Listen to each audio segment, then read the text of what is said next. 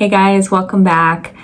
Today I wanted to talk about off-season. I feel like competitors, it's really easy for us to go into a prep and share everything that is going on during a prep, but the off-season is not really talked about as much. It's not shared as often, and to be honest, it's kind of the boring part of being a competitor, to be honest, because there's not much happening immediately.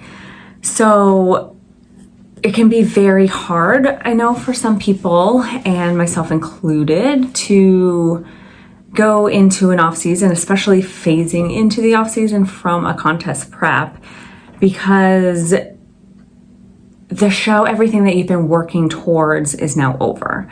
And you've been counting down the weeks, and you've been checking off your boxes and doing everything you need to do to work towards this one goal. Or if you're doing multiple shows, towards, those shows. And once those shows are over, it can be, a lot of times it's very exciting to be able to, have some foods that you haven't been able to have in a long time.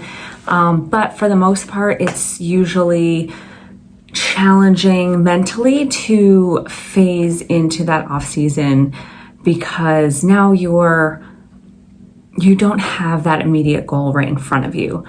You're also going to start to gain weight back. You're going to start to gain body fat. Your body's going to look different, and that can be very challenging. I think your mindset going into your prep, of course, and then as you get closer to your show, your mindset phasing into off season is always going to be the biggest factor. Obviously, having a coach and having a support system around you and guidance for leading you in the right direction to phase into that off season in the best way possible is always recommended, and it's going to ensure your success phasing into that off season. It can be a struggle, and I've experienced a lot of struggles as a competitor, and more so in my earlier years of competing before I had a coach and before I just had enough knowledge to know what was the right way to do things or the best way for me to do things. And I think that process is going to be different for everybody, as with everything. Again, mindset is going to be one of the biggest things, but having somebody to help guide you through is very important, because if you don't, you are left to your own. And if you really don't have a good grasp on what you're doing or how to go about it, it can be a challenge. It's really easy to let your emotions kind of take over at that point. Your body's in a super depleted state and a really low level of body fat. So all of your natural instincts and hormones coming from your body are going to be basically telling you to eat all the things. And if you've ever competed, you've probably experienced that feeling of wanting to eat everything in sight possible. So obviously, reverse dieting, there is a better way to go about that, better way to approach that. And every coach is going to have a different process for that for their clients. So I'll leave that up to the coach. But I think, again, going back to mindset, before you get to your show, if you can start to put yourself in the frame of mind that soon we're going to be going in a different direction, and kind of just setting yourself up for that phase out of prep. I think that goes a really long way. It's the same thing that I have found for myself going into prep. the sooner I can start to mentally prepare myself. And, so say I'm starting a prep at 18 to 20 weeks out. At like 25 weeks out, I'll start to put myself in that headspace of, okay, pretty soon, like things are going to start to get a little bit more rigid and just strict, and mentally preparing myself for the work that is coming, and just being ready to put 100% into that prep. And if your mindset is not there, if you're not like 100% ready to just give it everything you've got, I guarantee you're going to hit a point in your prep where something is going to break you. And that can happen regardless, but I think it's a lot less likely to really set you back if your head is in the right place. And for that same reason, I tried to give myself now plenty of time in the off season, plenty of time in between shows, to make sure that I am 100% ready to go and do everything it takes to complete my prep and do it with the best of my ability. And I have definitely gone through preps earlier in my career that I was not 100% in it, and I was doing it really for the wrong reasons. And the entire prep was a struggle. I was constantly getting down on myself. I was crying. I was always felt behind, and I was always feeling left out, that I couldn't eat certain foods, and I was just focusing on all the wrong things. And it just set me up for a really hard prep, and then a really hard reverse diet, phasing into an off season after that. And so it's just a big cycle. Off season needs to lead to a productive prep, and reverse diet needs to lead into a productive off season. So it's really, a lot of people think of the sport as, you're competing and it's all about that prep leading up to the show. And it's not. It's really a full year-round sport. And I personally learned the hard way that you have to be committed all year long, and you have to want to do it for the right reasons. And you have to accept that the off season is where you make your progress. I feel, looking back, that I wasted a lot of time and a lot of years kind of focusing on the wrong things and competing for the wrong reason. I was doing it because I thought it was going to give me a body that I wanted and that I would live in. And at that point, I was, I had this unrealistic expectation of what this was, probably 2007 through 2010, really. And then even maybe through like 2012, 14, I don't know. But it was really before like Instagram and YouTube and all of these platforms that we had access to so much information and so much inspiration and motivation from these other competitors. And for me, I was looking at magazines, and it was the highlights of, fitness models that had competed, and they were in obviously like competition shape or close to that for these photo shoots. And I thought that competing would get me to this physique that I would then live in, and it would make all my dreams come true, and I would be super happy, and I could not have been more wrong. So I went through a lot of ups and downs in my competitive career, in my early competitive career. And I mean, I learned a lot from it, and now I can like reflect back and I can help teach other people to hopefully not make the same mistakes that I made. But, you know, it can still be a struggle. And when it comes to, I feel like women struggle with food more often than men.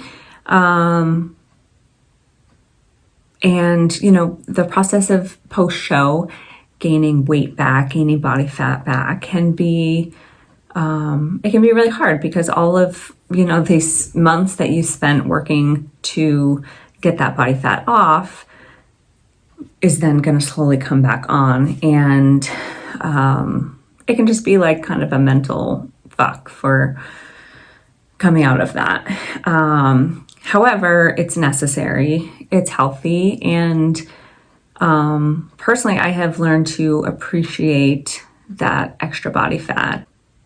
I think a big reason for that is my body composition in the off season now is much better than earlier shows. I would gain more body fat. And what I found is that every season now, I'm kind of holding a better body composition in the off season. And I attribute that to being consistent and obviously reverse dieting. So I continue to work with my coach year round. I continue to check in every week or 2 weeks. And I just, you know, keeping the same habits as prep. And then obviously have a little bit more flexibility in the off season. But keeping those same core habits, it's going to help to keep you, again, leaner in the off season. And it's then going to set you up for a better prep next time around. I think the length of time for an off season is, you know, very dependent on what your goals are and you as an individual. For me, because I've been competing for about 16 years, I have learned that the best thing for me is to take a longer off season. One thing that I don't think people take into account when they think about the length of time in between shows or their length of time for their off season, if you did a show, say in November, and you compete again the following November, you don't have a 1 year off season.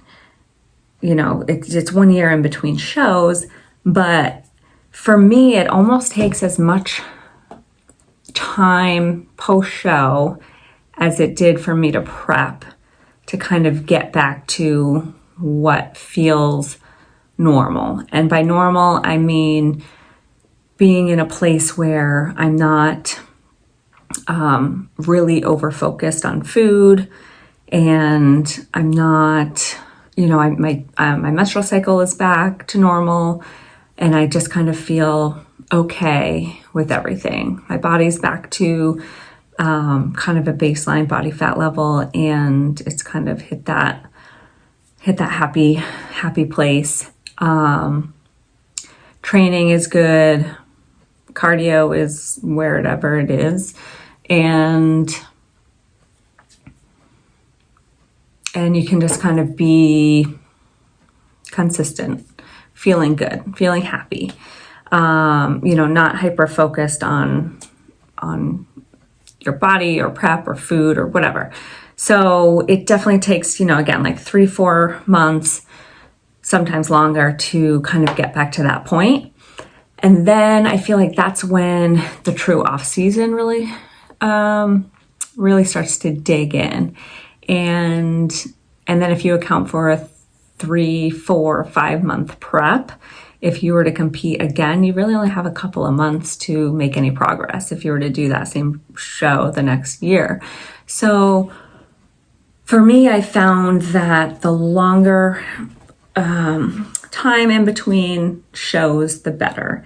And I mean, that's only going to work to your advantage to make progress as well, because muscle building is a very slow process. And I think that's one of the other struggles with off season is that, again, it's kind of boring. You're still, checking off the boxes and eating your food and doing your cardio and doing your weights. But you're not seeing results the same way that you do in prep.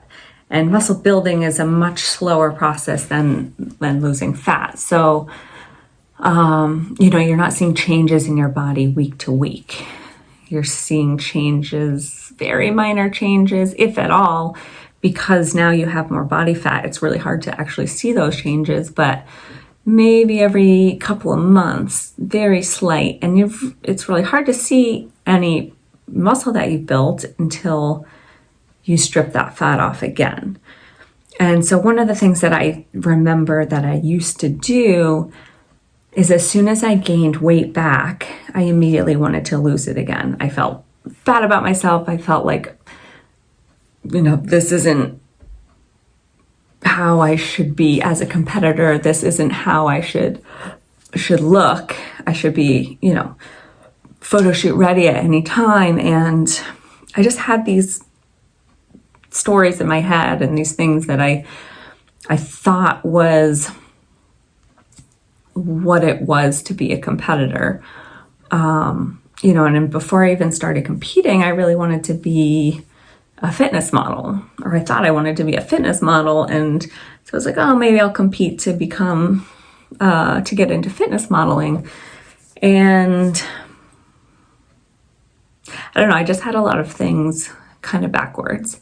And it took me a lot of years to really figure out the balance, and to really fall in love with the actual sport of bodybuilding. And you have to appreciate the off season as much as the prep, because that is, again, when the progress is made. So during those years when I would gain that weight back and I immediately would feel bad about myself, I wanted to diet again. And without giving my body enough rest and time to recover, I would jump back into, or, pull back calories and, restrict myself from making progress. So I think I, kind of robbed myself of a lot of years of potential growth and, improvements in my physique. But, now I know there's nothing I can do about it now except make the most of my off season. And again, I think having a coach and working with your coach year round is a huge, huge piece to that puzzle, because you're always going to second guess yourself and, give yourself an out or overcomplicate things. So it doesn't need to be complicated, but bottom line, if you want to make improvements, you need to accept that some body fat is also a part of that process. So that's kind of, the differences between off-season and prep is, it's harder to keep that focus, I think, because again, the results are not super immediate. They're not, your body's not changing so often and week to week. So it just can be harder to stay motivated, really.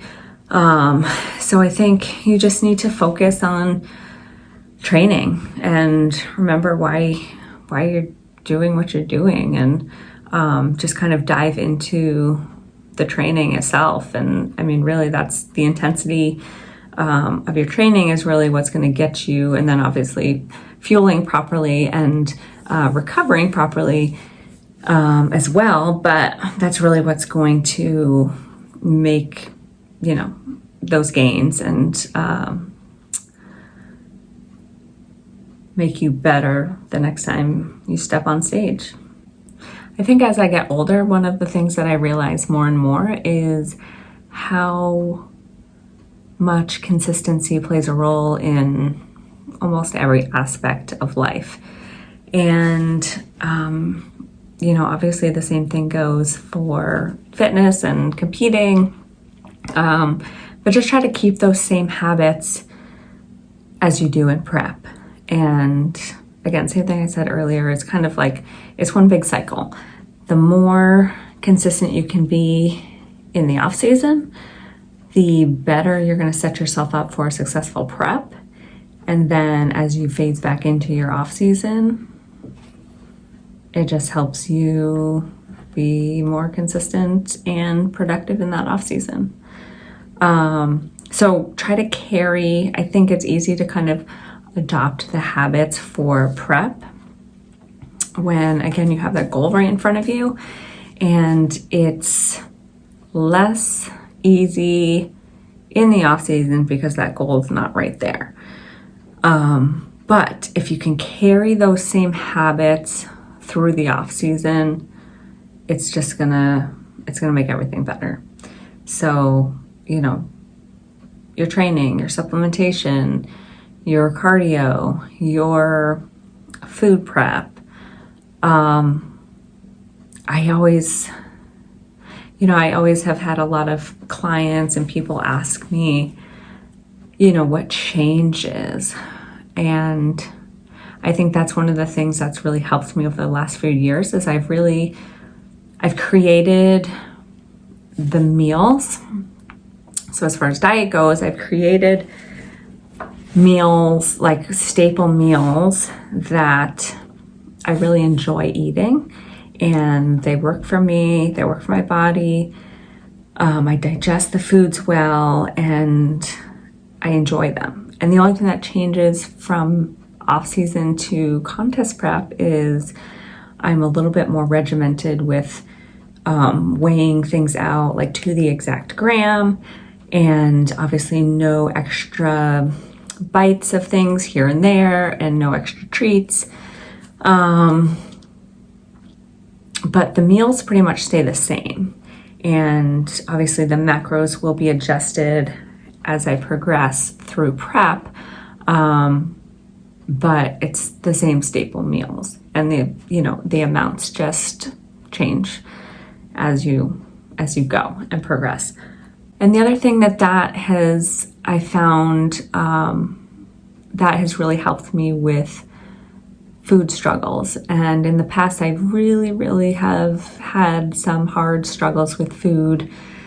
And when you restrict yourself for a long period of time, it's kind of inevitable that you will get to a point where you will, crave food. And again, your body is like telling you to eat foods. And I have found that just the consistency of year-round eating the same kind of thing has really helped me to kind of overcome that. And that's only after having my head in the right place and having that mindset in the right place. So if you have questions, I would love to hear what you have to say, and I would love to help in whatever way I can. But just know that if you struggle with food in whatever way that is, there's light at the end of the tunnel, and there is hope that you can get to a place where that is no longer an issue. And I think the only thing that's hard to grasp is that it takes time. But it's possible. And some of that comes with experience. Some of that comes from having the correct guidance, the correct support. But yeah, if you're struggling, reach out, drop a comment below. Let me know what I can do to help you. Yeah, so I just wanted to talk a little bit about off-season as a competitor and some of the things that I go through and some of the things that I have learned through my experience of competing for 16 plus years. So thanks for watching, and I'll see you guys really soon.